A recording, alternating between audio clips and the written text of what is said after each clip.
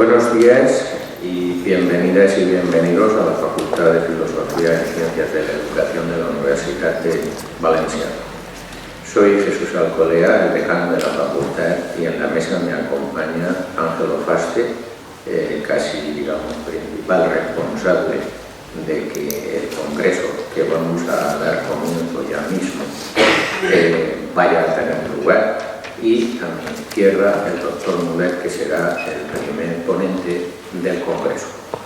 Quiero daros las gracias por asistir al mismo y esperar que satisfaga vuestras aspiraciones. Yo casi no tengo nada más que decir. Quizá que por cuestiones de intendencia, que luego siempre hay alguien que está preocupado por ella, recordar que en esta facultad tenemos cafetería, pero está cerrada, esperamos que algún día se abra. Mientras tanto, quien tenga necesidades de cafetería al salir de la facultad, no a la calle, sino simplemente la puerta de cristal, hay un caminito que se abre a la izquierda que lleva a la cafetería de Geografía e Historia, tan solo 2 pasos de aquí, casi ahí mismo.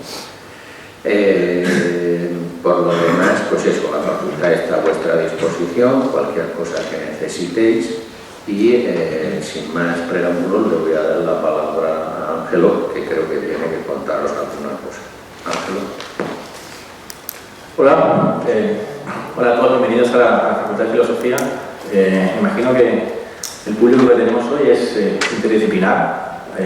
Imagino que habrá gente de psicología, de medicina, ciencias, de periodismo. Hay también gente del instituto, de Alberic, que estoy muy feliz de que estén aquí porque creo que es un tema que tiene mucho sentido para ellos, y quisiera agradecer a los profesores por haberlos traído.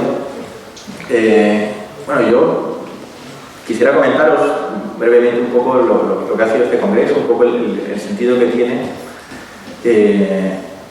Esto nace como una iniciativa del Departamento de Lógica y Filosofía de la Ciencia, junto a la Cátedra de Divulgación de la Ciencia de la Universidad de Valencia y la Facultad de Filosofía y Ciencias de la Educación.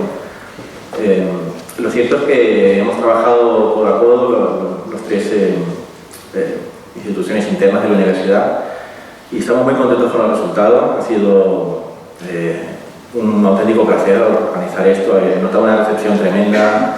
La comunidad científica, la verdad es que ha respondido muy bien, y creo que tenemos un panel de ponentes realmente de excepción y muy variado también en cuanto a sus actividades profesionales, y eso creo que es muy importante, la interdisciplinaridad, porque la divulgación de la ciencia es importante.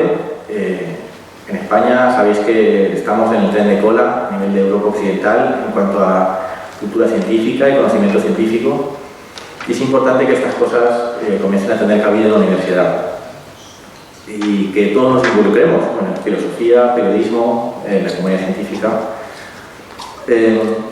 Por lo demás, quisiera comentar un poco el subtítulo de esta primera edición, que es La pseudociencia en el siglo XXI.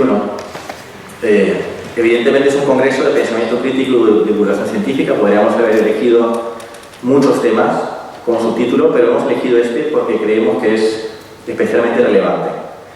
Especialmente relevante hoy en día porque vivimos un auge de la pseudociencia, no solo en todos los niveles, a nivel educativo, social, sanitario.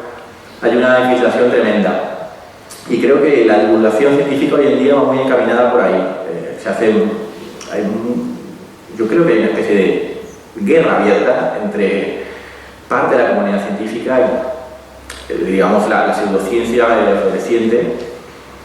Y eso se ve claro en el movimiento escéptico, que es un movimiento que hemos intentado incorporar a este congreso, y creo que es importante que ellos entren a la universidad y tengan apoyo institucional, porque hay gente que hace una auténtica guerra de guerrillas contra la pseudociencia, con iniciativas como Escépticos en el PAF, Par de Ciencias, Círculo Escéptico, la ERP. Y nos parece interesante que puedan entrar a la universidad y tengan un espacio como este para un poco comentarnos lo que están haciendo. Por lo demás, ¿por qué en filosofía? Bueno, yo creo que filosofía es el sitio adecuado para este congreso y a mucha gente le sorprendió que esto se haga en la Facultad de Filosofía, pero tiene mucho sentido. El problema de la pseudociencia en última instancia es un problema filosófico, porque es un problema que atañe a la naturaleza de la ciencia. Es decir, la pseudociencia es aquello no científico que se hace pasar como científico y como tal hay que entender entonces qué es lo científico, y qué es lo científico es un problema filosófico de la filosofía de la ciencia en última instancia. Con lo cual tiene sentido que esta facultad sirva de cruce de caminos entre todos los actores involucrados y que, bueno, que se celebre aquí. Así que, por lo demás, quisiera daros la bienvenida, deciros que esta facultad está abierta a todas las iniciativas que podáis tener. Sabéis cómo contactar conmigo y con la gente del Departamento de Filosofía y la Ciencia. Y bueno, os dejo con José Miguel Mulet. José Miguel es el profesor de la Universidad Politécnica de Valencia, creo que no hace falta que lo presente, lo conocéis todos de sobra. Es investigador del laboratorio del Instituto de Biología Molecular y Celular de Plantas, de la UPV y el CSIC, y es un divulgador muy relevante, es un divulgador tremendo. Tiene libros muy importantes como Comer sin miedo, Medicina sin engaños, y además es una persona que se faja contra la pseudociencia y es muy activa, así que creemos que es una ponencia plenaria inaugural ideal para este congreso. Así que sin más, os dejo con José Miguel y sean todos bienvenidos.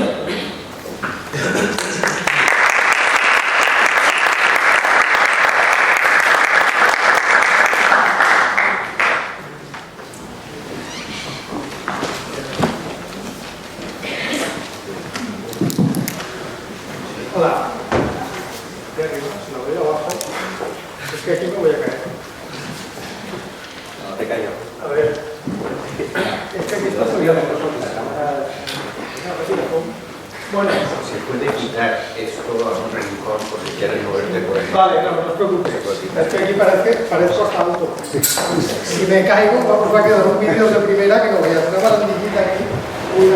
Bueno, lo intentaremos. Supongo que el segundo médico cubre accidentes y caídas. Bueno, gracias a todos por venir, gracias señor decano, gracias Ángelo por la invitación. Hombre, a mí la primera sorpresa ha sido lo de la cafetería, porque yo cuando estudiaba ciencias, allá por el año del 91 al 96 hice yo la carrera, y uno de mis amigos del pueblo hacía filosofía, casi a la vez que yo. No había color entre la cafetería del campus de Burjasot y la cafetería de aquí. La cafetería de aquí era mucho más divertida, cuando filosofía estaba en la cena de enfrente. Y luego también las semanas culturales han cambiado mucho en aquella época. A mí, que me hayan llamado a la Semana Cultural de Filosofía, ha sido un honor y me ha sorprendido. Si repasáis en la hemeroteca, veréis una semana cultural que se organizó, creo que fue en el año 94-95, que estaba mi amigo en el comité organizador y que no se nos ocurrió otra cosa que programar una película porno. Se montó un lío en las provincias en la época de María Consuelo. No sé si el señor decano se acuerda de aquello, sí que se acuerda. De hecho, he estado intentando buscar la noticia, pero las provincias solamente está digitalizada desde el año 2006. Pero vamos, las provincias en plena época de María Consuelo Reina estuvo toda una semana entretenida con aquello. Y ahora de repente hago yo, no pienso desnudarme ni pienso poner vídeos porno, que lo sepáis, ¿vale? Ya estáis avisados, si queréis os quedáis y si no os vais. Pero esto va a tener otro perfil, otro cariño. Bueno, yo voy a hablaros dentro de un congreso de pensamiento crítico de lo que es el mundo de la pseudomedicina y la falsa ciencia en la medicina. Tema que desgraciadamente está en actualidad. Sin ir más lejos, ayer falleció Manolo Tena. Manolo Tena, cantante que muchos conocéis, lo de Perla Gitana, tenía una canción muy pegadiza. Resulta que gracias al blog de Luis Alfonso Gámez, que viene esta tarde, me he enterado que Manolo Tena fue diagnosticado de cáncer hace relativamente poco y decidió no tratarse con un tratamiento normal, porque decía que él rechazaba la medicina convencional y decidió tratarse con tratamientos alternativos, con el desenlace que sabemos. No conozco los casos, quizás resulta que era un caso muy tardío y se tratara como se hubiera tratado, el desenlace hubiera sido el mismo, pero sí que conocemos muchos casos de gente que, diagnosticada a tiempo, decidió ir por la vía alternativa, como es el caso más conocido de Steve Jobs. Por lo tanto, este tema, desgraciadamente, es de actualidad y cada día pasa algo. Claro, es verdad que la gente dice, no, es que la medicina convencional también falla. Es que la medicina tiene errores. Entonces, para distinguir por qué decimos que una medicina es oficial o convencional o está en los hospitales y ambulatorios y otra es alternativa, convendría ver el largo camino que ha recorrido la medicina científica hasta nuestros días. Entonces, lo primero que hay que tener claro es que estar enfermo entra dentro de lo normal. Es decir, cualquier bicho vivo, por el simple hecho de estar vivo, puede estar enfermo. Ni siquiera es una cosa que sea típica del género Homo sapiens. Aquí tenéis, esto se pierde, hay un puntito. Aquí tenéis bacterias enfermas, infectadas por un virus, por un fago. Un fago que es como esto, que es que yo creo que el mejor diseñador de ciencia ficción se le hubiera ocurrido pintar una cosa que da tanto miedo como esta. Aquí tenéis un gusano que ha sido infectado por una avispa parásita. La avispa parásita, cuando la ha picado, le ha inyectado los huevos y un virus que atonta su sistema inmune. De forma que estos bichos se han ido moviendo por dentro y cuando ha llegado la hora de la eclosión han salido. Vamos, el alien de la película, un chihuahua al lado de la avispa esta. Aquí tenéis un hueso de dinosaurio con signos evidentes de un tumor cerebral. Los dinosaurios también tenían cáncer hace 65 millones de años. Y además los dinosaurios, como tenían mucho peso, sufrían los achaques propios de la edad. En los dinosaurios herbívoros gigantes, tipo brontosaurio, es normal encontrar signos de artrosis, descalcificación y desgaste óseo, como el que sufre ahora la mayoría de la gente cuando llega a determinada edad. O sea que las enfermedades tuyas no son tan diferentes a las que tenía un dinosaurio. Y aquí tenéis una planta parásita que está infectando a otra planta. Las plantas también se ponen enfermas, como sabe cualquier agricultor que tiene que dedicar esa cantidad de esfuerzos a la lucha contra las plagas. Por lo tanto, estar enfermo entra dentro de lo normal. En muchas mitologías se habla de una edad de oro, de una época donde no se enfermaba, donde la gente era feliz. De hecho, en la mitología cristiana se habla del paraíso, donde estaban Adán y Eva, y ahí estaban, ni enfermaban, ni trabajaban, ni nada, pero en la mitología grecorromana también se habla de una edad de oro. De hecho, este es un cuadro que se titula La Edad de Oro. Visto así no era para tanto, parece más que era un naturista que está bien cuando corre la patata y poco más, debía ser muy aburrido, los animales por ahí y tal. El problema es que esta edad de oro nunca ha existido. Es pura mitología, es puro mito. Nunca ha habido una época en que los hombres no trabajaran ni en que los hombres no enfermaran. De hecho, esto que tenéis aquí es un cráneo prehistórico. Y este agujero que veis aquí es lo que pasa cuando tienes una otitis y no tienes antibióticos. Que la otitis va creciendo, va creciendo, va creciendo hasta que se acaba comiendo el cráneo. De hecho, este pobre señor tuvo una muerte horrible. Esto que tenéis aquí es un enterramiento romano de una señora y aquí tenéis signos evidentes de un tumor de útero que posiblemente fue lo que le causó la muerte. Y esto que veis aquí, estos son líneas de Harris. Esto es un hueso de una persona que en su niñez pasó muchísima hambre. Y pasó tanta hambre que el crecimiento se detuvo. Y cuando volvió a comer, volvió a crecer. Y se quedó esta marca en el hueso. Aquí podéis ver que vivía en una sociedad que posiblemente cuando cazaban y recolectaban comían y cuando no pasaban un hambre que no veas. Por lo tanto, la enfermedad es inherente. Que sea inherente no quiere decir que haya que conformarse. Comparaciones era que en pleno paleolítico, con una piedra afilada, le cortaban un trozo de cráneo, el cráneo cicatrizaba y este señor continuaba viviendo. no está muy claro si era un origen, una práctica pretendidamente médica o era una práctica más bien de tipo religiosa. Lo que está claro es que eran intervenciones quirúrgicas a las cuales la gente sobrevivía. Estos que parecen emoticonos de WhatsApp, emojis, realmente son jeroglíficos egipcios. Y aquí lo que vemos son instrumentos médicos. Es decir, en Egipto la profesión de médico ya más o menos existía y estaba completamente diferenciada de la profesión de sacerdote.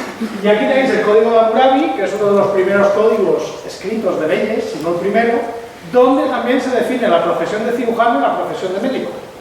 Profesión de cirujano y profesión de médico que han sido diferentes hasta prácticamente el siglo XIX. No obstante, en nuestra cultura, la medicina bebe principalmente de estas dos fuentes, de Hipócrates y Galeno. Hipócrates es muy difícil distinguir lo que escribió el Hipócrates histórico del Hipócrates mitológico. ¿Por qué? Porque su obra luego ha sido cambiada, reescrita, de tal. Por ejemplo, el juramento hipocrático que tienen que firmar todos los médicos posiblemente no lo escribiera Hipócrates. ¿Por qué? En el juramento hipocrático se establece que el máximo valor es la vida humana y que la máxima ambición es la defensa de la vida humana. Hoy nos parece muy normal.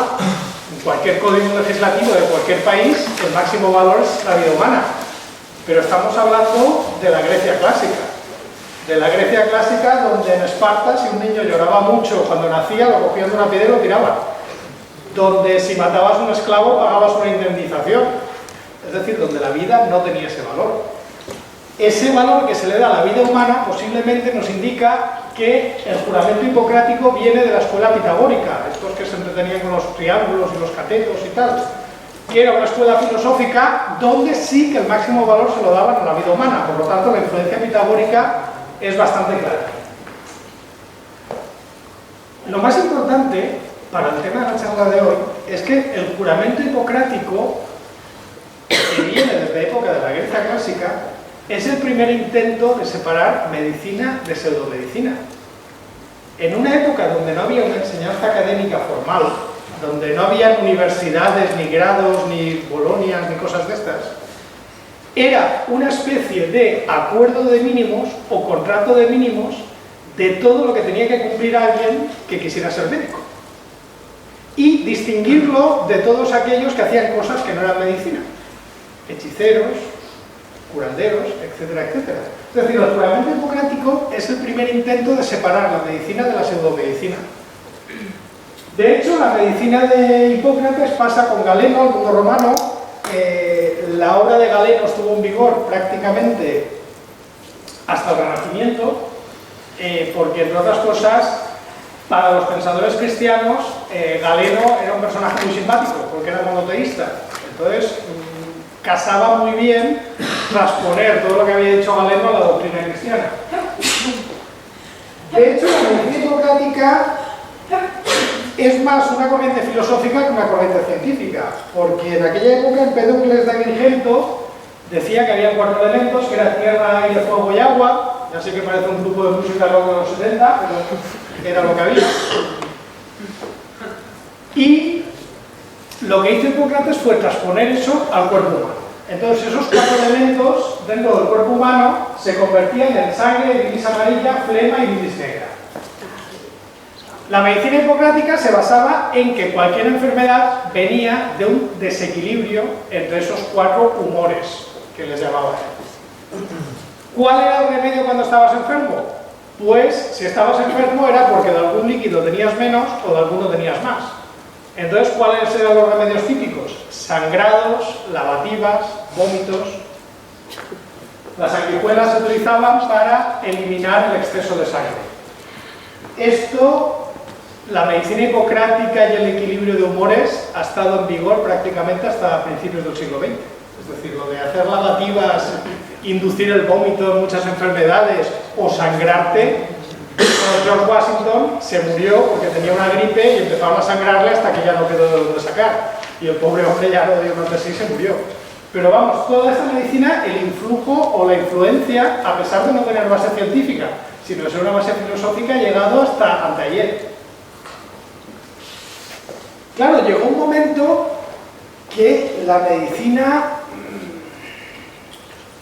Claro, durante toda la Edad Media, la medicina era lo que decían Hipócrates y Galeno. Hipócrates y Galeno, además, no eran experimentadores, igual que Aristóteles y Platón, que ellos pensaban, no experimentaban. Por ejemplo, Aristóteles dijo que los nervios partían del cerebro, del corazón, y el cerebro solamente servía para refrigerar la sangre. Y eso es lo que se pensó durante toda la Edad Media. Hubiera sido fácil simplemente abrir a alguien por dentro y ver que en el corazón no salían nervios y en el cerebro sí. Pero es que también las anatomías y las autopsias estaban mal vistas, porque había mucho tal.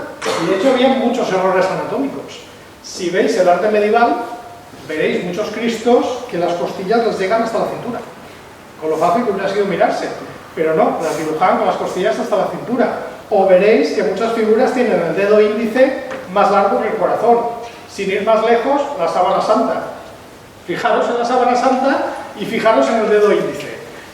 Más largo que el corazón. Error muy típico de la iconografía medieval. Bueno, pues llegó una persona como este señor de aquí, de la izquierda, a ver si es cierto, bueno, de la izquierda, Ambroise Paré, que este señor era cirujano militar. Y tenía un problema, que es que empezaban a haber arcabuces, empezaban a haber cañones, y le llegaba gente con heridas de arcabuz o heridas de cañón. Y entonces decía, ¿qué decían Hipócrates y Galeno de esto? Nada. Si no habían armas de fuego, ¿qué iban a decir de las heridas por armas de fuego? Y dijo, pues esto va a haber que inventarlo, o habrá que hacer algo porque algo tenemos que hacer. Y entonces fue el que empezó a hacer experimentación en medicina de forma más o menos rigurosa.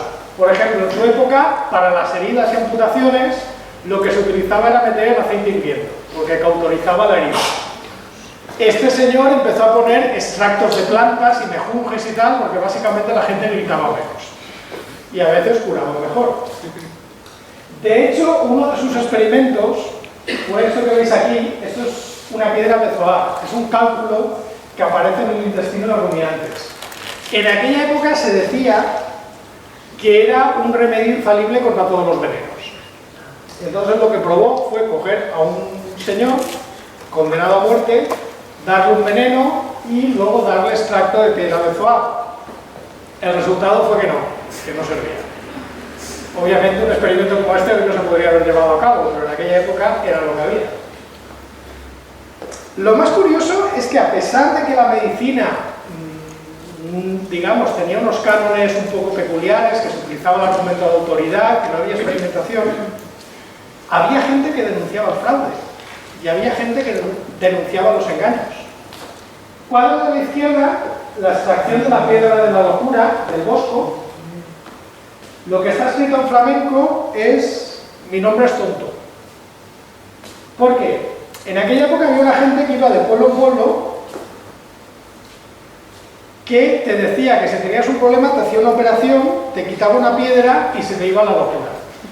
Esa operación no es más que un juego de manos que te hacía una incisión, la piedra la tenía guardada entre los dedos, la sacaba y luego te cobraba.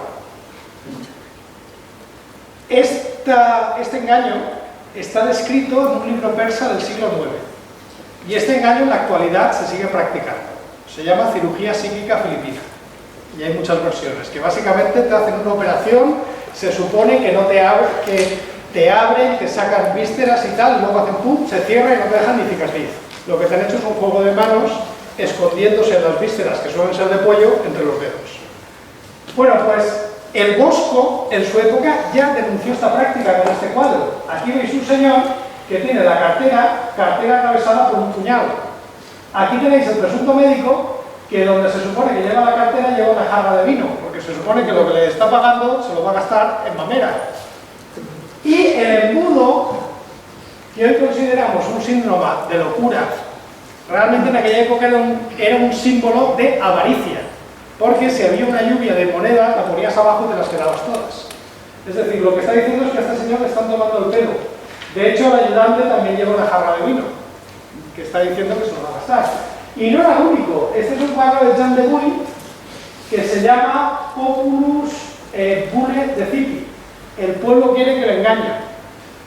Y lo que está enseñando es un señor que llega a un pueblo vendiendo remedios mágicos. Vamos, más o menos la teletienda. Pues eso es lo que está denunciando. Y aquí estamos hablando del siglo XVIII. Bueno, Ambroise Paré fue el primero que intentó hacer experimentos, hay más, pero el antepasado de los ensayos clínicos actuales, en que se considera que hizo el primer ensayo clínico con parámetros más o menos modernos, fue James Lind. James Lind era un médico militar. En la época esta de Master y Commander, que James Cook se embarcaba en Inglaterra y 2 años después aparecía en Australia o en Hawái y tal, la de las grandes exploraciones marítimas, los marinos tenían un problema. Obviamente toda la comida que consumían era comida en conserva, principalmente carne y pescado. Entonces cuando llevaba mucho tiempo embarcado, de repente empezaban a caerse los dientes, a tener heridas, a perder visión y al final se morían. Esto era el escorbuto, que era una enfermedad que hacía más mella entre los marinos que los combates entre franceses e ingleses. Entonces se decía que había remedios contra el escorbuto. Se decía que beber agua de mar curaba el escorbuto, que el ácido sulfúrico curaba el escorbuto, y también se decía que los naranjas y los limones curaban el escorbuto. Lo que hizo James Lind fue, en un barco, cuando empezaron a ver marineros con escorbuto, separarlos en grupos y a cada grupo darle uno de los presuntos tratamientos que decían que curaba el escorbuto. Y vio que solamente los que le dieron zumo de limón fueron los que sobrevivieron al escorbuto. Con lo cual demostró que para prevenir el escorbuto había que tomar zumo de limón. Obviamente no sabía nada de nutrición ni de vitaminas. De hecho, el escorbuto es falta de vitamina C, ácido ascórbico, que no me viene del escorbuto, pero esto no se supo hasta el siglo XX. Lo que sí que es verdad es que bastante tiempo después, porque su descubrimiento por diferentes azares tardó en ser adoptado, en la Marina Británica se obligaba a que en el alimento de los barcos hubieran zumos de limón y naranjas. De hecho, a los marinos de guerra británicos se les sigue llamando limex, por limón. Entonces, a partir del siglo XIX, se puede decir que el método científico llega a la medicina. El método científico parece que sea una cosa así como un dogma, parece, te imaginas a Moisés con las tablas de la ley. Método científico, no es para tanto. Simplemente es una forma de trabajar. Básicamente se puede resumir diciendo que tú observas un fenómeno. Por ejemplo, veo que los marinos estos se me mueren los pobres. Haces una hipótesis. Pues puede ser por algo de la alimentación. Y planteas un experimento. Pues en grupos y vamos a ponerle una alimentación diferente a cada uno. Según salga el experimento, se confirma la hipótesis o se descarta. Si se descarta, vuelves a empezar. Planteas otra hipótesis y planteas otros experimentos. Si se confirma, estableces leyes. El zumo de limón sirve para curar el escorbuto. Sencillo, ¿no? De hecho, la medicina, más que una ciencia, bueno, la investigación médica obviamente es una ciencia, pero se nutre de todas las ramas, de la física, la química, la biología, la farmacología y también de la medicina popular y de la medicina tradicional. Hay muchos tratamientos que originalmente tenían un uso casi de curanderos o de chamanes. Por ejemplo, la quinina contra la malaria o la artemisina, que forman parte de preparados médicos tradicionales. Pero los que se dan por buenos, los que se incorporan a la medicina, son los que superan los ensayos, los que superan pruebas controladas y se ve que son efectivos. Y no olvidemos que el problema que tiene la medicina es que plantear experimentos no es fácil. Plantear experimentos no es fácil porque estás trabajando con seres humanos que tienen unos derechos, una dignidad y que no puedes hacer algo que les pueda perjudicar. Digamos, ahora, esto no siempre se ha tenido en cuenta. Supongo que todos recordáis los experimentos de Mengele, los campos de concentración, aunque todo se ha dicho, los peores no fueron los suyos, sino los de los japoneses, pero como nunca fueron condenados porque hicieron un pacto, pues no se supo, se ha sabido ahora. Y de hecho, uno de los experimentos más terribles en medicina se hizo en Estados Unidos, que es el experimento de Tuskegee, en Alabama, donde se cogió una población, todos negros, contagiados con sífilis, y no se les puso ningún tratamiento durante 40 años para ver cuál era el proceso de la enfermedad. El origen de hacer esto es que en aquella época los tratamientos contra la sífilis eran muy agresivos, básicamente era mercurio, azufre, entonces no tenían claro si era mejor no tratarla o tratarla con los tratamientos poco efectivos. Claro, el problema es que al poco tiempo de empezar este experimento apareció la penicilina, que era un tratamiento efectivo contra la sífilis, pero se les impidió a esta gente que recibiera el tratamiento diciendo que como eran negros la penicilina les iba a matar. Obviamente era gente de un nivel cultural no muy alto. Este experimento que empezó en los años 40 acabó en el año 75 cuando hubo una filtración y en el año 96 Bill Clinton tuvo que pedir disculpas públicas e indemnizar a los supervivientes. Hoy ya tenemos mecanismos para que esto no pase. Supongo que también habréis visto Jardinero Fiel, que habla también de cómo se plantean experimentos en África, que está basado en un caso real, pero digamos que esto puede pasar, pero cada vez es más complicado. Es más complicado porque hay muchos más controles. Un paciente que está en un ensayo clínico tiene que firmar un informe de consentimiento diciéndole todo lo que van a hacer, etcétera, etcétera. Claro, otro problema que tiene la investigación en medicina es que el cuerpo humano es muy variable. Puede ser que un tratamiento funcione a 3 meses, pero que 6 meses los resultados sean los contrarios. Puede ser que un tratamiento funcione, por ejemplo, en Europa, pero cuando coges una población, por ejemplo, china, o por ejemplo, africana, el tratamiento ya no funciona. ¿Por qué? Porque hay variables genéticas. Puede ser que el tratamiento funcione en hombres y no funcione en mujeres. ¿Esto cómo se trabaja con tanta variabilidad? Bueno, pues esto hay una forma, digamos, de intentar sacar información de experimentos muy dispersos. Existe una fundación que se llama la Fundación Cochrane, que lo que hace es leerse todos los estudios que salen de todas las enfermedades y con todos los tratamientos aplicados, y entonces hace informes del tipo tratamiento tal para enfermedad actual. Coge toda la información médica, que es abrumadora. Si funciona, le hace una rayita hacia la izquierda. Cuanto más a la izquierda, mejor funciona. Si no tiene efecto, rayita en el centro.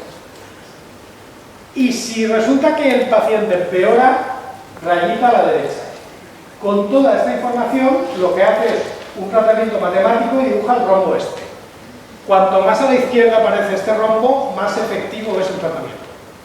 Y así es como se validan, se valoran los tratamientos que os ponen cuando vais a un hospital, cuando vais al médico. No tiene nada de magia. Es una información pública que podéis consultar todos.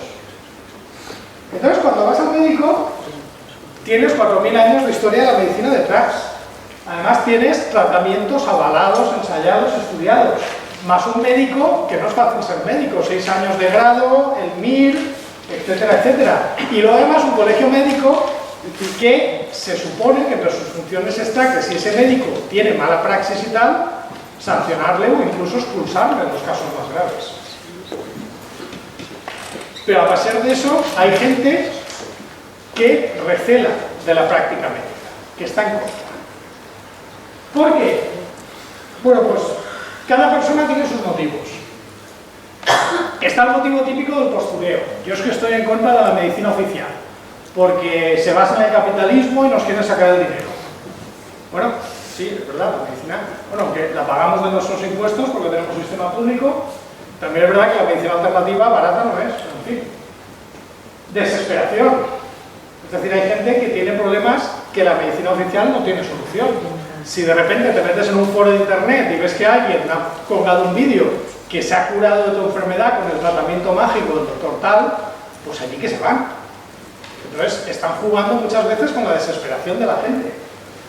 A veces por recomendación de un amigo. Sabéis que en España tenemos esta institución que se llama El Cuñado, que es mejor que Google, sabe de todo. Normalmente es del Real Madrid y lee prensa conservadora, pero aparte de eso, no son mala gente. Y da igual lo que le preguntes, lo sabe todo. Y si le dices que tienes tal, dice, pues tómate esto, tómate lo otro, tómate tal, o vete al señor este que me curó. Y a veces vas a algo pensándote que es algo serio y estás yendo a un curandero sin saberlo. Estas cosas pasan mucho. Y claro, y hay cientos de testimonios y cientos de personas que aseguran que un tratamiento que no es oficial o que no es válido les ha funcionado y les ha curado y ha sido tal. Pero claro, si a una persona le ha funcionado un tratamiento, ¿por qué ese tratamiento no se considera medicina oficial? Pues hombre, porque un experimento es tan bueno como buenos son los controles. La ciencia no se basa en experiencias individuales, sino en experimentos controlados. Si tú tienes una gripe, la gripe con medicación se va en 7 días y sin medicación en 1 semana. Si durante esa semana que dura una gripe, medicada o no, tú te tomas cualquier remedio mágico, vas a pensar que ha funcionado, pero es que al final la gripe se va sola. Luego está la selección de memoria. Si tú has probado 4 o 5 veces, una vez ha funcionado, las otras 4 o 5 veces no, pues te vas a acordar de la vez que ha funcionado, porque la memoria es así. Si pensáis en vuestra infancia, seguro que tenéis un montón de recuerdos buenos, de las tardes que os aburríais y os acordáis. Los veranos eran maravillosos, y los niños siempre las tardes de verano se han aburrido, pero bueno. Y luego está el efecto placebo, que es un efecto muy poderoso y que se tiene que tener siempre en cuenta en la investigación médica. El efecto placebo, que se puede resumir a que una cosa tiene un efecto medible a pesar de que no tiene ningún principio activo. Curiosamente, el nombre le viene de una investigación también relacionada con pseudomedicina. La primera patente que dio el gobierno de Estados Unidos, una vez independiente, fue a los aparatitos estos, llamados tractors, que había inventado un señor que decían que era de una aleación que solamente él conocía y que cuando tenías una parte del cuerpo que te dolía, lo pasabas por encima y absorbían el dolor. ¿Os suena el curito de rana? Pues lo mismo, la diferencia es que la varilla esta valía el equivalente a lo que hoy serían 3.000 o 4.000 euros. Se forró vendiéndolas y abrió sucursal en Inglaterra. Y una vez en Inglaterra, un médico que se llama John Highgard sospechó. Decía, yo una varilla que te cure todos los males, luego sirve para pinchar olivas, a mí no me acaba de... Y entonces lo que hizo fue rascarse el bolsillo, comprarse una, hacer otra, hecha por él, de metal, pero que no era la aleación secreta, y hacer una de madera y pintarla como si fuera metálica. Y utilizarla con sus pacientes. El resultado fue que todos se curaban. A todos les hacía efecto. Pero daba igual que fuera la de verdad, la de madera o la metálica. Conclusión, no te gastes 4.000 euros porque es pura sugestión lo que te está pasando. Y de hecho en 1830 en un escrito médico aparece por primera vez la palabra placebo para describir algo que sin tener ningún efecto, sin tener ningún principio activo, genera una mejora observable y medible. ¿De dónde viene el nombre? Es un poco raro. No está muy claro. Chaucer, el escritor medieval, en los cuentos de Canterbury, tiene la frase esta que viene a decir que los aduladores o los pelotas son los capellanes del diablo que continuamente cantan placebo. En inglés medieval un placebo se supone que es una especie de lisonja, una adulación falsa para hacerte la pelota. De hecho, si habéis visto la película de Pasolini, de los cuentos de Canterbury, aquí es donde salen de las pocos fotogramas en que la gente sale vestida, este personaje que aparece en el primer cuento se llama Placebo y es un cornudo al que todo el mundo le toma el pelo, es en el cuento del mercader. Entonces, una opción es que fuera de la obra de Chaucer, pero hay otra opción.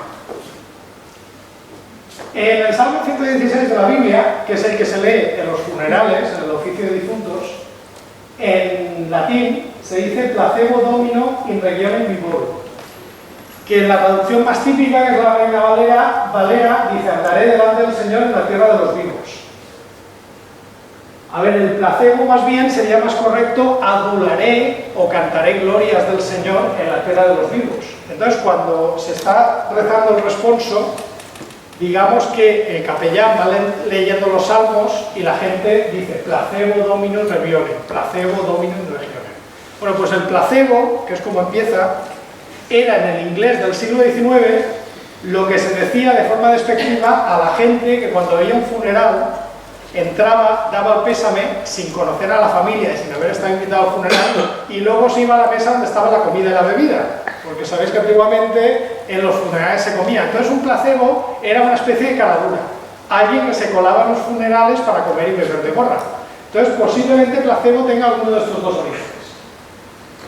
El placebo no es algo abstracto, el placebo está estudiado, está estudiadísimo. Por eso cualquier control médico, cualquier ensayo hay que llevar un placebo. Depende del precio, un placebo caro funciona mejor que uno barato.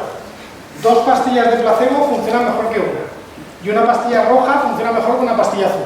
Salvo en Italia, que como la selección viste en azul, la gente le tiene más fe. Un placebo inyectado funciona mejor que un placebo en pastilla. Y una operación falsa, que te duerman y te hagan creer que te han abierto y no te hagan hecho nada, funciona mejor que la pastilla que la inyección. Y de hecho, el placebo también tiene hermanos. Está el nocebo. El nocebo es como el placebo, pero en vez de hacerte bien te hace daño. Cuando una cosa piensas que te va a perjudicar y te perjudica sin tener ningún principio activo. Y el nocebo, que es muy reciente, se describió en 2014, es cuando tú estás en un ensayo clínico, estás en el grupo que está probando el medicamento, pero piensas que estás en el grupo de control y te están dando el placebo y el medicamento no te hace efecto porque tú piensas que no te están dando el medicamento. Eso es el efecto placebo. Pero siempre hay que llevarlo. No sé si habéis visto estos programas que han hecho ahora por televisión de superalimentos de Chicote, el otro día un equipo de investigación sobre el azúcar que dicen vamos a hacer un experimento y a esta gente les vamos a dar brécol a ver si mejora la vista o les vamos a dar aceite de oliva a ver si adelgazan. ¿Dónde están los controles en esos experimentos? No tenían control. Es decir, la gente puede que adelgace porque va a salir por la tele y le van a ver, pero un control hubiera sido a la gente darle aceite de girasol diciéndole que es aceite de oliva, a ver si verdaderamente el aceite de oliva tiene el efecto, o a la gente que no comiera mucho, a ver cómo va, pero no. Un experimento sin un control, sin un placebo, no es un experimento válido. El problema es que el placebo, que puede hacer que algo que no funcione, funciona, o que se aprovecha de la sugestión propia, se utiliza de forma poco ética. Ya sabéis que, lo que os he dicho antes, el cuñado es la institución esta, y entonces hay gente que te dice que tal cosa funciona, que tal cual, o te puedes ir a cualquier feria medieval, a cualquier tal, y de repente hay un señor que te está diciendo que todas estas hierbas van contra el riñón, contra la infección de orina, contra la próstata, contra tal. Por supuesto, el señor de la feria tiene el MIR y ha hecho la carrera y está colegiado y tal. O bueno, podéis tener ambulancias como esta. Medicina natural, manual holística, bioenergética, física cuántica. Financiero Pone. O este señor, Eladio Camarasa, primer científico naturalista que descubrió la fórmula que cura el SIDA, el cáncer y los problemas cardiovasculares. Ostras, ¿cómo no le han dado Nobel?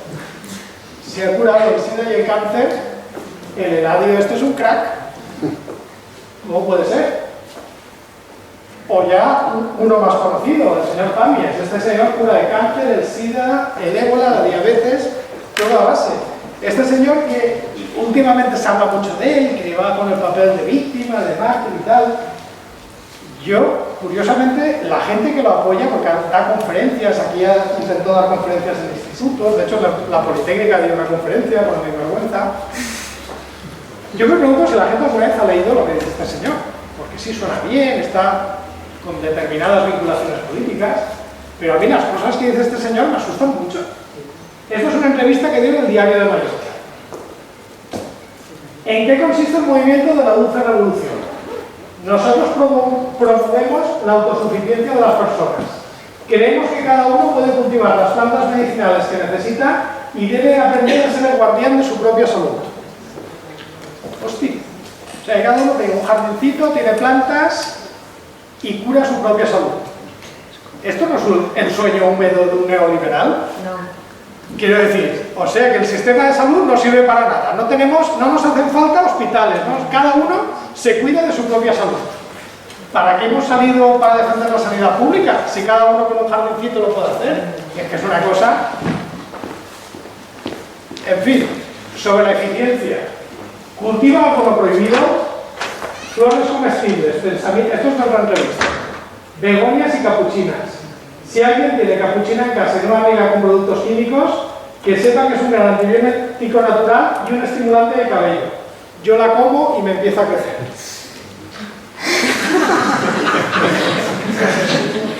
Vosotros mismos. Bueno, ahora, esto es del 28 de marzo, ahora dice que mi hijo Pau emprende su propio camino y que haga una consulta y que su hijo ya ni siquiera cura plantas. Utiliza técnicas espirituales. No sé, si este señor lo cura todo, ¿qué va a curar el hijo? Ya no le va a quedar nada. En fin. Consultas y precios en su perfil de Facebook los podéis ver. Bueno, guía rápida de separar medicina y pseudomedicina. Si estás hablando con alguien de medicina y menciona Einstein, energía, holístico, física cuántica o Feyerabend, vigilad la carrera. Básicamente, cuando alguien de medicina utiliza esta jerga, mal va. Lo de Feyerabend tiene un peligro. Yo una vez peleándome con un decano de filosofía, empecé a nombrar a Feyerabend fuera de contexto, pero en fin. Y ahora ya para acabar, vamos a hablar de las pseudomedicinas más típicas. No me voy a extender mucho porque ya vais a tener conferencias en el programa que os hablarán de estas en concreto, pero solamente apuntar unas pinceladas. Para empezar, la que está de moda, la homeopatía, la que está en todas las farmacias. No hay farmacia que no tenga un cartel bien grande que ponga homeopatía. Ahora, hace 20 años, la homeopatía en España prácticamente no existía, no estaba de moda. ¿Alguien? Los jovencillos de allí no creo, pero los que tal, ¿os acordáis que había hace 20 años en todas las farmacias? Las pulseritas magnéticas aquellas que lo curaban todo y que te vendían el pendiente a juego y el collar y el recargador. Sí, sí, había recargadores de pulseras magnéticas. Tenía una lucecita roja, como el cargador del móvil igual, de roja se pasaba de ver.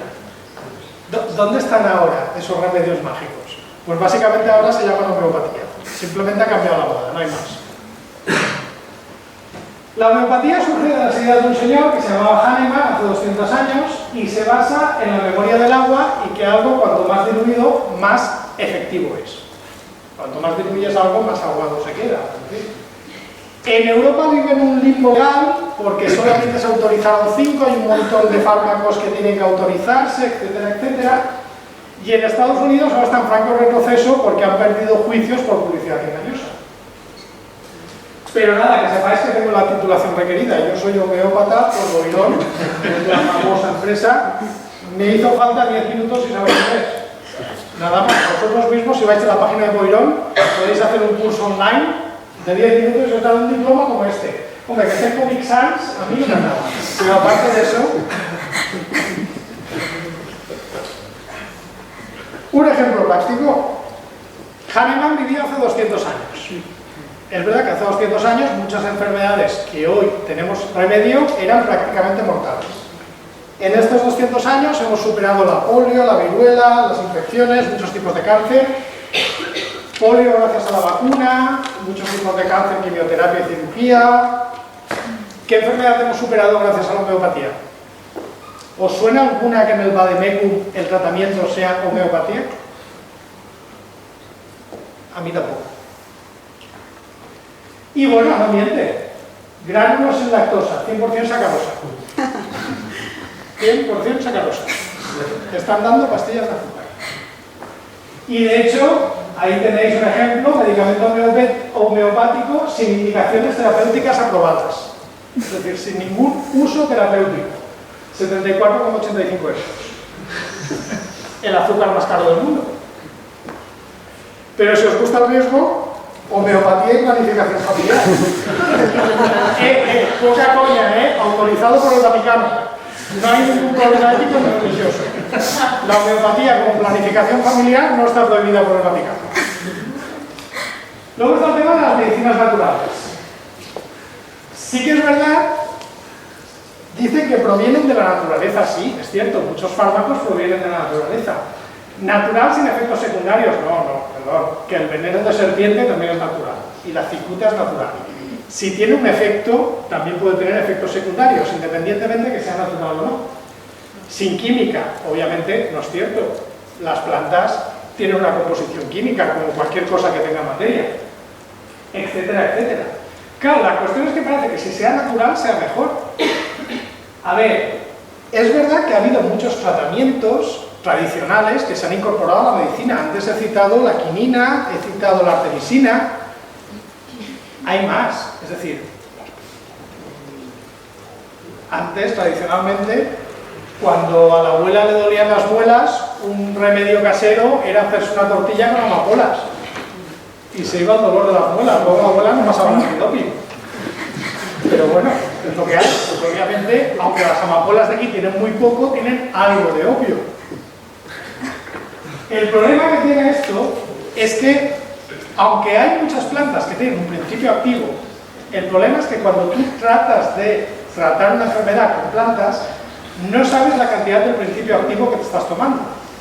Y además tienen otros muchos principios que pueden interaccionar, pueden tener un efecto antagonista o un efecto agonista.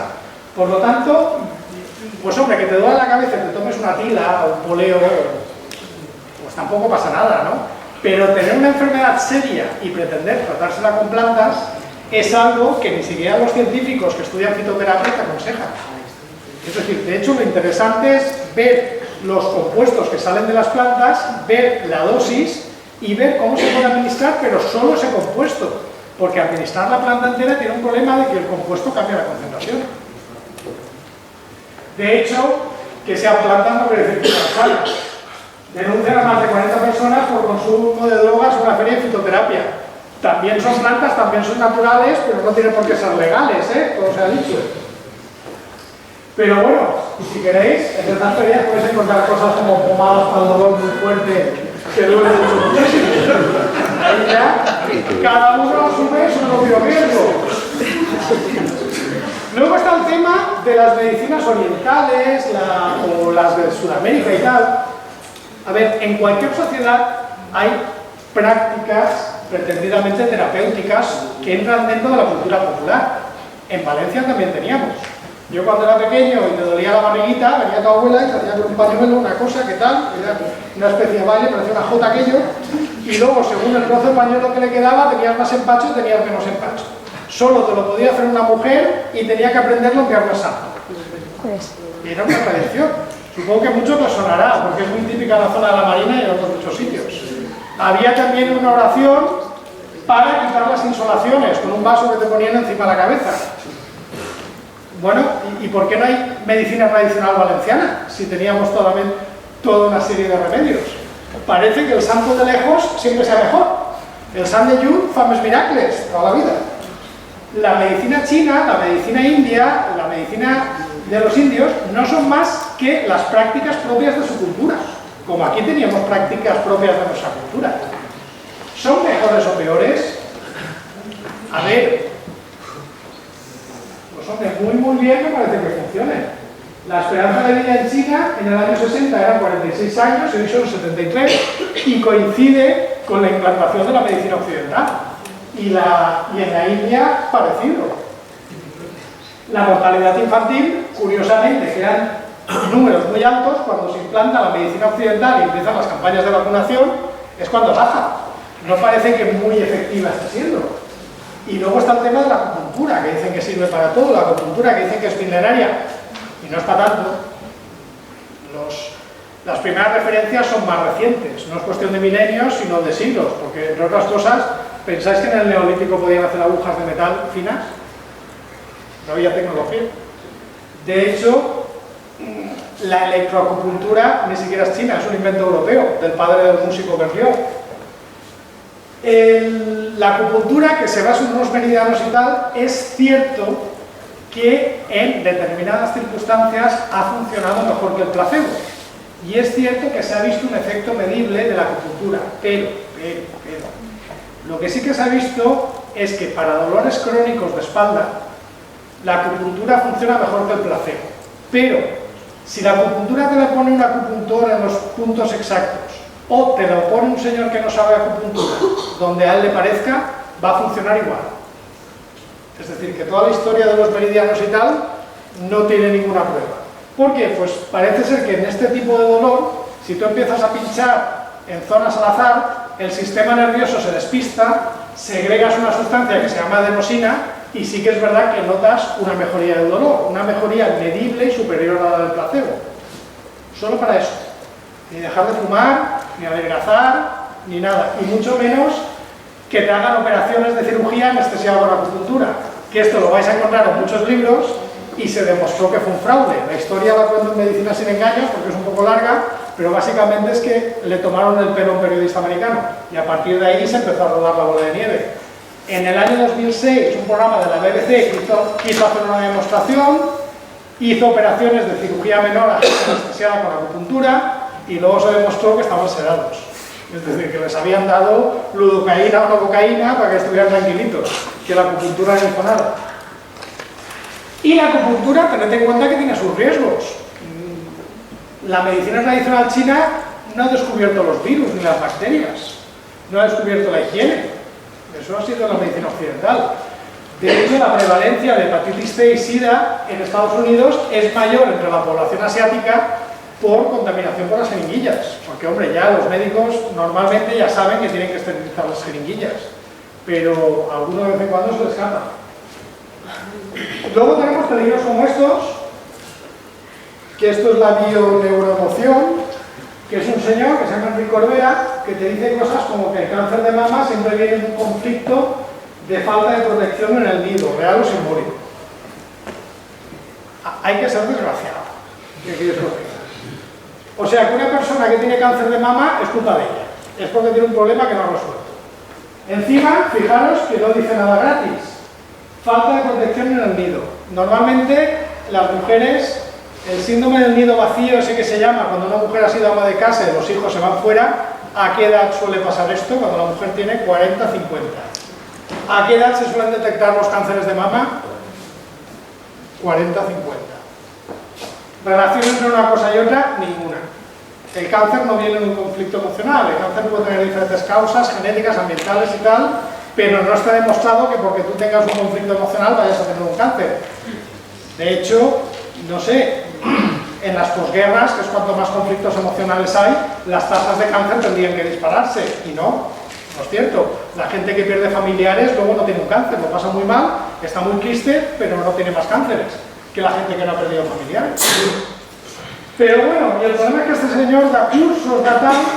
Aquí estuvo dando un curso en Manises con una señora que se llamaba Maribel Candelas, que dijo que se había curado de... Porque este señor dice que no tiene ni que quimioterapia ni nada. Conocer tu problema, entenderlo y superarlo. Estuvo dando una conferencia con una señora que había superado el cáncer, señora que desgraciadamente falleció a los 3 meses del cáncer que se supone que había superado. Esto es el peligro que tienen todas estas personas. Charlie Sheen es otro que sabéis que tiene SIDA y que se trató con medicina alternativa en México y empeoró su estado. Si habéis visto la película Dallas Buyers Club, habla de todas estas clínicas alternativas que existen en México. Steve McQueen fue otra víctima de un engaño conocido llamado Laetril, etcétera, etcétera. Otra moda muy peligrosa, los antivacunas.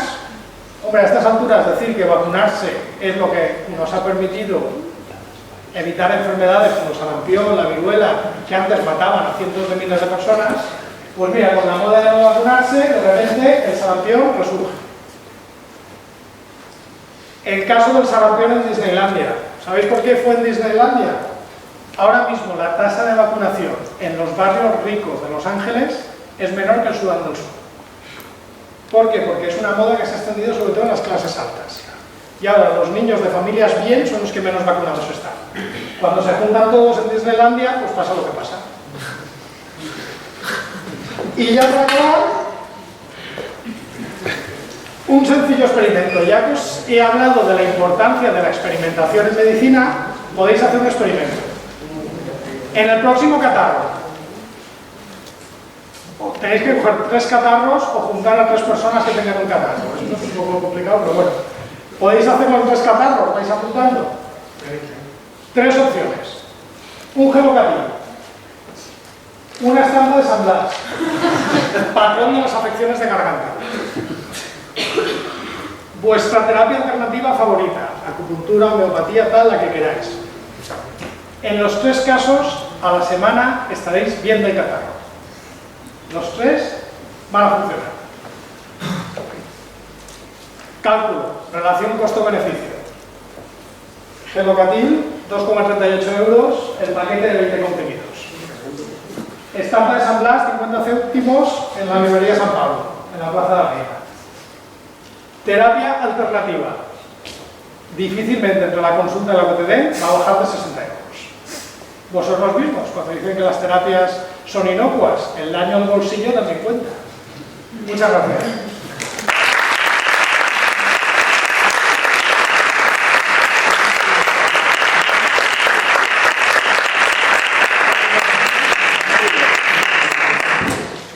Bueno, ahora tenemos, calculo, unas 20 minutos, incluso hasta media hora, para poder hacer comentarios o preguntas a José Miguel. Como José Miguel se ha apoderado del micrófono, tenéis que hablar en voz alta. No, espera. Para que No, porque si no, luego tendré que estar... Ah, ¿sí? A mí me da igual, ¿eh? Coge. No, bueno, si no lo pago yo. Bueno, pues iré pasando aquí el micrófono. Si levantáis la mano, el primero que levante la mano lo tiene. ¿Nadie? Bueno, yo entonces puedo comenzar el juego yo. Bueno, antes que nada, muchas gracias por tu ponencia, ha sido realmente inspiradora y muy interesante. Pelota. Ya, sí. Yo te quería preguntar por los estudios científicos. Yo, bueno, como ya sabes, trabajo este tema y es un tema muy frustrante. En algunos casos, como la homeopatía o el MDR, pasa mucho en psicología también, estudios de psicoanálisis y demás, las revistas científicas no tienen la impresión de que están rebajando a veces los estándares de calidad de los estudios que se publican. Sí, pero sí que es verdad que ahora te puedes encontrar estudios de casi cualquier cosa. ¿Por qué? Hay diferentes factores. Hay mucha presión para el científico por publicar, porque tú eres tan bueno como publiques. Si no publicas nada, te quedas fuera de becas, te quedas fuera del sistema. Entonces todo el mundo intenta publicar lo que sea. Claro, si un estudio clínico sale un resultado negativo, lo más normal es que no se publique y no puedes justificar lo que has hecho en los últimos 2 o 3 años. Ahora hay un movimiento para publicar los resultados negativos, pero muchas veces se intenta forzarlo. Luego ha salido otra cosa muy peligrosa para la ciencia, que es el paper publish. Es decir, que en las revistas científicas publicar les supone un negocio muy rentable. Y te puedes encontrar revistas científicas, pues por ejemplo PLOS ONE, que es una revista que es bastante reconocida, pero que publica 30.000 artículos al año. Claro, de vez en cuando aparece cada cosa. ¿Por qué publica 30.000 artículos al año? Pues porque de cada artículo te cobra 3.000 euros. Y es una revista que funciona por internet. Es decir, que no imprime papel, no distribuye, no va a las bibliotecas. Haz una idea del volumen de negocio que supone. Es decir, ¿qué tendrá en plantilla? 10, porque encima los referees y todo esto es gratis. ¿Qué tendrá en plantilla? 10, 20, 30 personas, las que sean. A 3.000 euros por artículo, 30.000 artículos al año, se están forrando. Claro, si te van a cobrar 3.000 euros, cuanto más mejor. De hecho, hay hasta revistas científicas indexadas que el título es homeopatía o acupuntura. Y nunca he encontrado ningún artículo en esas revistas crítico con la homeopatía ni con la acupuntura. Entonces, sí que es verdad que cada vez hay más volumen de información científica y cada vez es más complicado filtrar. Pero, en ciencia puede pasar, y de hecho pasa, que claro, se hace lo que se llama las Big Data, que es más o menos lo que hace el Cochrane. Sacarla toda, y entonces, si hay 40, 50, 60 artículos sobre el mismo tema, cuando a uno le interesa, pues los homeópatas, por ejemplo, siempre te dicen, hay un artículo tal que dice que la homeopatía funciona. Esto es lo que se llama la falacia del cherry picking. ¿Por qué? Porque realmente sobre homeopatía pueden haber fácilmente, sin exagerar, 2.000 o 3.000 artículos publicados. Y el 99,99 dicen que funciona igual que el placebo. Entonces lo que hay que hacer es nunca referirse a estudios individuales, sino referirse a los metaanálisis, a las revisiones de la Cochrane, etcétera, etcétera. que esto no pasa solamente en medicina. En mi campo, yo que trabajo en investigación básica en plantas, pues a veces pasa que salen 2 artículos a la vez de grupos que compiten que llegan a conclusiones diferentes. En un caso sí que haces, te esperas a que salga el tercer y el cuarto artículo. Normalmente miras a ver la gente que por dónde ha ido, porque hay presión, hay errores, hay interpretaciones que no son buenas, hay experimentos mal planteados, es decir, la incertidumbre siempre existe. Entonces, digamos que es algo que pasa, pero es algo con lo que hay que lidiar y tenemos herramientas para lidiar con ello. Hola, buenos días a todos. Yo me llamo María José, soy médico de atención primaria, vamos haciendo la especialidad de atención primaria y realmente sí que creo que hay un auge de todo este tipo de terapias y que cada vez la gente acepta mejor las terapias alternativas y en muchas ocasiones llegan a abandonar el tratamiento convencional. Bueno, yo creo que también en parte es culpa de las instituciones porque existe una falta de formación por parte de los médicos, sobre todo, formación científica. Y yo he llegado a ver incluso grupos de homeopatía en sociedades científicas de médicos de familia. El Colegio de Médicos de Valencia, sin ir más lejos, tiene una sociedad de homeopatía, una sección de homeopatía, acupuntura y terapias alternativas. El Colegio de Médicos, la Semergen, que también es una sociedad de médicos de familia, tiene un grupo de trabajo de homeopatía. Y además la homeopatía tiene una legislación especial que está... Tiene una excepción de la legislación. Exacto, exacto. Es decir, que no se trata como cualquier fármaco, sin embargo sí que se vende en farmacias y no sé, es algo que no termino de entender el por qué la homeopatía tiene ese tratamiento especial. ¿Tú has visto la película aquella de todos los hombres? ¿Cómo era? La de Garganta Profunda, la de caso Watergate. No, la verdad es que no la he visto. Vale, pues lo que dice el confidente, follow the money, sigue el dinero. No, es verdad, en cualquier congreso médico suele haber una ponencia tal patrocinada por Boirón. No, y también incluso vienen empresas de homeopatía, vienen al centro de salud a venderte fármacos homeopáticos. Te presentan estudios que obviamente luego el control es otro fármaco que no está demostrado que funcione para esa patología, son estudios que no están bien hechos y falta por parte de los médicos una lectura crítica, el enseñar a los médicos a hacer una lectura crítica de estos artículos. Es que además vender homeopatía es un chollo, porque a ver, una empresa de homeopatía, ¿cuánto dinero invierte en I+D? ¿Cuánto cuesta desarrollar un fármaco homeopático? ¿Qué controles de calidad tiene que pasar? Si al final son pastillitas de azúcar. De hecho, ha habido varios casos de empresas homeopáticas que ni siquiera se molestaban en perder el tiempo haciendo las diluciones y todo eso, directamente el azúcar lo embotellaban y ya está. O incluso un documental que hicieron de una fábrica de homeopatía en el punto final donde se ponía la dilución con las pastillas. Resulta que el aparato ni siquiera llegaba a todas las pastillas, las del borde ni siquiera llegaban, pero daba igual, si no hay control de calidad. Entonces, al final, un fármaco homeopático tiene un margen de beneficio del 40-50% y un fármaco de receta, y encima si es genérico, al farmacéutico le deja céntimos. Pues claro, contra eso hay que luchar. Y luego en cuanto a la fitoterapia también, es decir, existe una creencia de que no hace daño, de que tú puedes utilizar plantas y que como son naturales no te van a hacer daño, y sí que vemos muchos casos de interacciones con fármacos, de efectos adversos producidos por plantas, de hepatitis tóxicas por plantas, y no hay tampoco información en ese sentido a la población. Pero en cambio aquí en Valencia tienes una cadena de herboristerías que te metes y te pone tratamiento para tal, hierba para cual, a ver, el señor que está ahí es farmacéutico, médico, para dar consejos de salud. Y si vas a Holanda hay más herboristerías que farmacias, por ejemplo, también, Sí. en otros países. Bueno, en Holanda también para infusiones y para fumar, hay de todo. Holanda es lo que tiene. Bueno, pues nada, lo que quería decir. Gracias por tu aportación. ¿Alguien más? Sí.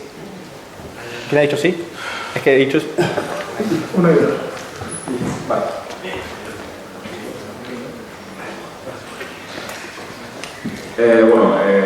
Yo quería preguntar, has hecho una pequeña referencia en un momento el coche este del curandero que ofrece servicios de física cuántica. ¿Qué es eso? Yo soy periodista y llevo un par de meses siguiendo todos estos temas de cómo se está mezclando la teoría de la mecánica cuántica con todas estas pseudociencias o algunas pseudociencias. y se está viendo, pues eso, está viendo pues, algunos vendeburras, que no tiene otro nombre, que están ofreciendo servicios de terapias cuánticas, de máquinas que interactúan a nivel atómico y cosas así. Entonces también eso es un nuevo frente, ¿no?, de la pseudociencia y de esto, de este curanderismo. Hombre, nuevo del todo no es, porque esto yo creo que uno de los primeros que empezó fue Deepak Chopra, que es una institución en Estados Unidos, y fue el primero que empezó a mezclar conceptos de física cuántica con salud, pero simplemente porque parecía una cosa muy complicada y como nadie la entendía parecía que fuera serio. Pero un físico oye eso, o uno que haya probado la física de bachillerato, y dice, esto es una tontería. A ver, si alguien para hablar de salud os habla de física cuántica, no, ¿por qué? Porque la física cuántica sirve a nivel subatómico y vosotros ya sois grandecitos. Vosotros, lo siento, sois mecánica clásica y newtonianos, a más no poder. La física cuántica es para vuestras partículas. Sí que es verdad que hay utilidades en medicina que se basan en la física cuántica, como la tomografía de emisión de positrones, algunas cosas, pero que no es lo que te está vendiendo el curandero. Simplemente... ¿Tú te acuerdas de las películas de vaqueros cuando iba el charlatán con la carreta y el crecepelo y empezaba y tal? Pues en la palabrería de ahora se habla de física cuántica, se habla de holística, se habla de energía, pero se mezclan los conceptos que no tienen ningún sentido ni tienen nada que ver con lo que son en realidad. Hombre, el otro día un homeópata en un debate me dijo, ¿tú no has visto que han descubierto las ondas gravitacionales de Einstein? Pues la homeopatía igual. Y yo, hombre, sí, pero... yo creo que igual no es. Einstein dejó unas ecuaciones y una previsión. Hahnemann creo que de matemáticas iba cortito, pero en fin. ¿Más? Buenas, yo soy profesor de filosofía, voy a aprovechar para barrer un poco hacia casa porque en toda tu intervención ha habido muchísimas referencias a ella. Por ejemplo, has hablado de ética, has hablado también de filosofía de la ciencia, aunque me has dejado completamente patidifuso con lo de Feyerabend, a ver si luego me lo puedes contar. Luego te lo contaré si quieres. Has hablado también un montón de falacias, sobre todo el non causa pro causa, en este caso como propterón, ¿no? Porque de dos elementos que están conectados no necesariamente hay una causalidad entre ellos y tal. Y luego en la intervención de la compañera médica me ha dado a entender que ellos no tienen determinada información sobre este tipo de cosas. Yo lo sé porque yo veo que tú esto lo controlas muy bien. Si lo has aprendido a lo largo de tu vida académica institucional o te has preocupado por ello, o hay formación en este tipo de cosas, científicamente hablando, por lo que veo en medicina no se trata muchísimo esto.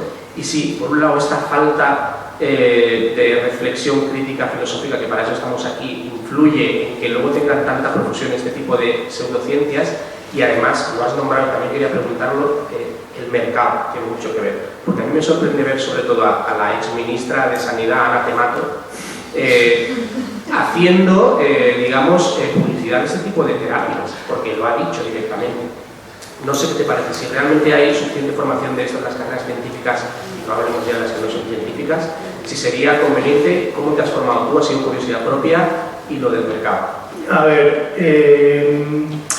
formación humanística en carreras científicas no hay prácticamente nada. Nada, cero. Lo que pasa es que yo me he formado pues porque he leído y ahora que estoy aquí lo voy a decir, filosofía fue la nota más alta que saqué el selectivo. Me preguntaron de Hume y justamente Hume me lo sabía porque me caía bien lo del racionalismo y tal, entonces que ya apuntaba maneras de joven. Entonces, todo lo que he aprendido de filosofía ha sido porque lo he leído después, porque tengo un amigo filósofo, como os he dicho, no trabaja de filósofo, pero he hablado mucho con él, etcétera, etcétera. Lo estamos intentando callar. Desde mi modesto punto de vista, pues yo, por ejemplo, que soy director de un máster, conseguí meter una asignatura de comunicación científica, donde hablamos de algunas cosas de estas. También en la escuela de doctorado hay un curso transversal en el Politécnico que también es de comunicación científica y que tenemos un libro donde se explican cosas como lo que son las falacias y los diferentes tipos de falacias. Porque yo creo que un científico necesita formación humanística, igual que un humanista necesita formación científica. Todo se ha dicho, creo que a pesar de lo poco que hay, somos más los científicos con formación humanista que los humanistas con un mínimo de formación científica, por lo menos en este país, donde la élite de la intelectualidad muchas veces ha despreciado la ciencia y de repente te sale gente como José Manuel de Prada que dice que lo de la evolución solo es una teoría. Venga, tú idiota, sabes de lo que estás hablando, pero no, resulta que es un intelectual. Desgraciadamente, muchos intelectuales hablando de ciencia meten mucho la pata. También muchos científicos hablando de letras la metemos, pero por lo menos intentamos ser más precavidos y no meterla muy gorda. Se está haciendo poco, pero sí que es verdad que no solamente aquí, también hay más universidades que tienen cátedras de cultura científica, la Universidad de Valencia tiene, la Universidad del País Vasco tiene, y se intenta mover. Pero la separación entre las dos culturas, yo creo, la típica cultura de ciencias y cultura de letras, se ha agravado mucho en los últimos años. Voy a barrer yo ahora para casa. Los de ciencias hemos intentado acercarnos, pero sobre todo hay un sector de letras bastante reacio todavía, que creo que es al que habría que atacar. De hecho, muchas corrientes pseudofilosóficas o pseudocientíficas y tal surgen de grupos muy vinculados a facultades de letras. Por suerte son excepciones, obviamente. Y respecto al tema del mercado, es que si una cosa da dinero, siempre va a haber alguien que venda. Y la pseudomedicina da dinero, es un negocio multimillonario. En el caso de Ana Mato, que os acordáis que dijo que iban a quitar no sé cuántos medicamentos de la Seguridad Social, pero que iban a cambiarlos por algo natural, en el 2012, supongo que os acordáis, cuando el famoso decretazo que quitaron la subvención de mogollón de medicamentos. ¿Por qué lo hizo? Pues hombre, yo creo que Ana Mato, si no sabía que tenía un jaguar en el garaje, no le pediría mucho de medicina natural y tal. ¿Pero qué pasó? Que se iban a pegar un recorte en sanidad pública brutal y tenía que justificarlo de alguna manera. Y la justificación era decir que lo natural funciona, y entre paréntesis, y no sale muy barato, porque algunos medicamentos no hay que recetarlos. Esto no ha pasado solamente aquí. Cuba, cuando cae el bloque soviético y Cuba entra en la crisis brutal, de repente se puso a promocionar todas las medicinas naturales, todas las medicinas alternativas. ¿Por qué? Porque eran más baratas que la medicina oficial. Y esto está denunciado por médicos cubanos. De hecho, en el libro cito libros de médicos cubanos que denunciaron que fue China, toda la promoción que hizo Mao Zedong de la medicina tradicional china y de la acupuntura y tal. Mao Zedong nunca creyó en eso y siempre se trató con médicos occidentales. ¿Pero qué pasa? Que no tenía dinero para poner una red de hospitales o un sistema de salud públicas. En cambio, que hubiera un curandero que diera hierbas, a la gente le entretenía y no se quejaba. Entonces, Ana Mato tampoco ha inventado nada.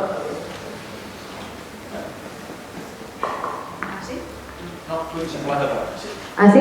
Así. Vale. Hola, soy Gloria, soy dietista nutricionista y aparte tecnóloga de alimentos. Y nada, en el mundo de la nutrición y la dietética está muy metido la pseudociencia, muy metida la homeopatía, muy metida la naturopatía, muy metido todo. Entonces, pues yo quería saber un poquito, aparte de las cosas que están muy bien, pues cómo poder hacer ver a gente, pues eso, que no tiene cierta cultura, que no sabe mirar estudios científicos, que no sabe, incluso, bueno, he encontrado antropólogos que creen en la dieta del VIH, o sea, en la dieta del VIH, que no existe el VIH, o que la dieta del grupo sanguíneo, o que creen en, bueno, millones de dietas que están basadas en eso. Aparte de, bueno, yo siempre intento contrastar todas las informaciones, de todos los suplementos, nuevos alimentos, cosas que salen, pero es bastante difícil. Y luego hacerlo entender a la gente es muchísimo más difícil todavía. De hecho, yo cuando empecé a ponerme por mi cuenta, caí en un sitio que era un centro así como herbolario, que era un centro holístico, de medicina natural, que ponía imanes que ponían coloroterapia y no sé qué, y masajes de todo lo que quiera, había ahí. Bueno, salí escapar, por supuesto, porque yo además soy muy científica en ese aspecto. Y nada, pues simplemente quería un poco saber cómo puedo decirle a la gente, cómo puedo hacer para que puedan entender un poco que todas estas cosas, por muchos estudios detrás que haya, no son verdaderas, no son reales. Nunca utilices el ataque frontal. Nunca hagas lo que hago yo en las charlas de decir esto es una tontería, porque no es lo mismo una charla con cara a cara. Si a una persona le dices de entrada, o de golpe, esto es una tontería, te están tomando el pelo y tal, se te va a cerrar en banda y se va a reafirmar. Es más práctico generar duda. Por ejemplo, la dieta del grupo sanguíneo, una tontería brutal que se inventó un señor que se llama George D'Adamo, que además habla español, de hecho me he insultado una vez con Twitter por él. Y si es que Twitter con los insultos... A ver, tú le puedes decir que una persona, según su grupo sanguíneo, tiene que comer una cosa u otra. Bien, tú puedes hablar con una persona y decir, ¿tú estás seguro de eso? Tal y cual. Es decir, no, porque Mendel decía que los caracteres se heredan independientemente. Es decir, que una persona puede ser rubia y ojos azules y su hijo puede ser moreno, porque el padre es moreno y tener los ojos azules de la madre, porque los caracteres se van mezclando. ¿Cómo puede ser que se herede todo junto? ¿Dónde falla? Es decir, cuestiones de estas que generen la duda, o oye, que esto se ha criticado y tal. Tiene que ser el mismo que se dé cuenta. Si de entrada le dices esto es una tontería y tal, nada. Y paciencia, mucha paciencia, porque a nadie le gusta que estén engañados, ya sabes. Te puedo poner un caso, que lo cuento en el libro, de que uno de los motivos de escribir el libro fue una señora que tenía una enfermedad terrible, que es la ELA, y que había visto en un foro de internet que había una operación, no sé dónde, que le iba a curar. Se fue a Perú, le cobraron 30.000 euros y volvió peor que estaba. Hay un libro de testimonios que a no sé cuánta gente le habían hecho operaciones parecidas. Bueno, pues muchos decían que menos mal que me hice la operación porque si no estaría peor. Nadie le gusta reconocer que le han tomado el pelo. Entonces, con eso tienes que gestionar. Una aportación. También existen los bioescáneres de sangre, de intolerancia de alimentos y cosas así, bueno, de pelos también, en el que se ve claramente intoxicación de mercurio. Sí, bueno, intoxicación al mercurio, al plomo, a los tomates, a todo, a cualquier cosa. Y bueno, y yo he venido con gente que se ha gastado una pasta, que manda un pelo a Madrid en un mixto y le han hecho el análisis. Y ha venido diciéndome, no, es que tengo que hacer una dieta porque es que yo no puedo comer ni patata, ni garbanzo, ni tomate, ni col rizada, ni, vamos, unas cosas increíbles. Ese es uno de los engaños que está de moda ahora. Tú vas porque te duele la cabeza, tal... Pero te dan un informe así, que te explica toda la técnica primero. Bueno, también de física cuántica también lleva y todo, lleva de todo. Básicamente, el truco es, yo te diagnostico la enfermedad, yo te la curo y te cobro una pasta por el camino. Y te podría decir hasta quién lo hace, pero bueno.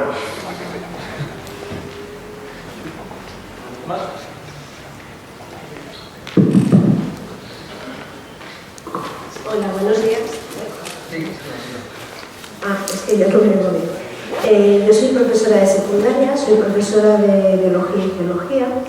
Y se está hablando cómo llega a la población. La compañera, la médico, ¿no?, nos estaba contando que quizás en la carrera no tiene suficiente formación al respecto, y yo creo que uno de los pilares fundamentales sería que la enseñanza obligatoria tuvieran una buena formación científica, y bueno, queda muy reducida.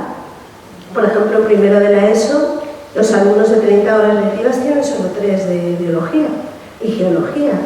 En segundo de la ESO, el 11, porque claro, no sabemos si se va a implantar o no, tendrían 2 horas de física y química. En tercero de la ESO tendrían 2 de biología y 2 de física y química. Y en cuarto, la mayoría del alumnado dejaría de tenerlos como referente científico, lo cual es muy lamentable, ¿no? A no ser que hagan un bachillerato científico, pierden de vista la ciencia ya en tercero de la ESO. Es que es lamentable, ¿no? Lo siguiente, ¿no? Yo creo que por lo menos, si no enseñarles física y química, por lo menos enseñarles cultura científica. No sé qué es el método científico, historia de la ciencia, que de eso sí que no ven nada de nada. No, sí que lo ven, en biología y geología... Sí, pero son horas que les tienes que quitar a lo que es la biología y no, como carrera, como asignatura como tal, yo creo que una asignatura de cultura científica, que no sé si está o hay alguna cosa parecida. Está en primero de bachillerato, hablo del 11, ¿vale? En primero de bachillerato está enfrentada a anatomía aplicada y a religión. Lo digo para que tengáis una idea brillante de nuestro sistema educativo. Sí, cultura científica, religión, bueno, es una dicotomía. Claro, o anatomía aplicada, es decir, está en la misma franja horaria 2 horas semanales en bachillerato. Hasta hace poco sí que tenían, el LOE tenía Ciencias para el Mundo Contemporáneo en primero de bachillerato todos. ¿Vale? Actualmente no, ya no. Vale, a lo mejor ahí está un poco el quid de la cuestión, ¿no? Esa cultura científica tan lamentable. Gracias. Vale, pues una última pregunta, que es que ya la tengo comprometida. Hola, yo también soy profesora de filosofía secundaria y bueno, a mí el tema de las pseudociencias siempre me ha gustado, me ha preocupado. Yo intento también en clase de filosofía intentar hablar de estos temas, hablar del método científico. También les pongo vídeos del famoso Josep Pàmies para que sepan ya lo que dice, porque se lo van a encontrar un día u otro en la universidad seguramente, tanto conferencias, que es lo que hace este señor últimamente por ahí. Y bueno, simplemente un poco ahondar también en el tema de que estamos rodeados. Yo y mi marido, cuando a veces hablamos del tema, decimos que estamos rodeados de gente que cree en cosas, pues eso, pues pseudociencias, pseudoterapias, en fin, de todo. Es un poco lo que estaba comentando aquí la compañera nutricionista, ¿era? Sí. Bueno, entonces, claro, el problema también es cómo afrontar eso diariamente. Porque yo diariamente me encuentro con gente que me recomienda homeopatía, que ha dicho que ha ido a un señor homeopata que le mide los grados de amor que tiene, que sin hacer análisis, tú cómo sabes que estás enferma de lo que me dijo, de la vesícula, ¿cómo lo sabes? Y es que él me lo ha dicho y tal, pero te has hecho análisis, no, pero es que tiene una máquina que mide muchas cosas, entre ellas el grado de amor. Y digo, bueno, no sé. Es un poco, me asusta, era mi peluquera, tengo buena relación con ella, pero bueno, me asusta porque esos temas los encuentro día a día. El problema será si alguna vez tiene una enfermedad seria y sigue yendo a que le mire con esa máquina. Es que, a ver, según ella, ese señor le ha salvado la vida, según ella. Entonces está muy agradecida y piensa que yo estoy súper equivocada, evidentemente, yo pienso que está ella equivocada. Bueno, entonces me encuentro con compañeros del instituto con lo mismo, ¿no? Le digo, tengo al hijo que lo tengo enfermo y tal. Ah, pues nada, ve a este homeópata, que es muy bueno. Voy a la farmacia. ¿Me puedes dar algo para no sé qué la piel? Si este producto homeopático, no quiero nada de guarón, no quiero nada. No quiero nada de homeopatía. Se quedan con una cara un poco así, porque no se lo espera, ¿no? Entonces sí que creo que el mejor método sería un poco el que estabais hablando del método socrático, un poco de sembrar dudas en el otro. No reafirmarte en tu postura, sino sembrar dudas en el contrincante, vamos a decirlo así. ¿Estás seguro? ¿Y eso del amor? ¿Cómo puedes medir el amor? ¿Y los análisis te han dado una hoja? Dice, no me ha dado ninguna hoja. Pues no sé, una hoja donde te diga qué problemas tienes, ¿no? Donde te diga tanto por ciento de algo, no sé. Sembrar un poco de dudas creo que es un poco la función más básica del pensamiento crítico. El ataque frontal no suele funcionar. El ataque frontal lo vamos a perder, creo yo, porque tiene razón que la gente se va a cerrar en banda y no va a poder ser. Pero sembrar dudas, por pequeñas que seas, y siempre decir un poco lo que piensas también. Que sepa que hay gente que no utilizamos la homeopatía, no creemos en ella, o no creemos en la acupuntura, que vean que no todo es igual que lo que ellos viven diariamente, sino que hay alguien también diferente. Bueno, no hay ninguna pregunta, simplemente tenía ganas de hablar. Me alegro mucho que haya profesores de filosofía con estas inquietudes, porque cuando yo hice tercero de BUP, nos pasamos todo tercero en filosofía hablando de psicoanálisis. Veo que esto está cambiando. Bueno, lo dejamos aquí y ahora tenemos 15 minutos de descanso. Volvemos a las 12 para la inauguración de la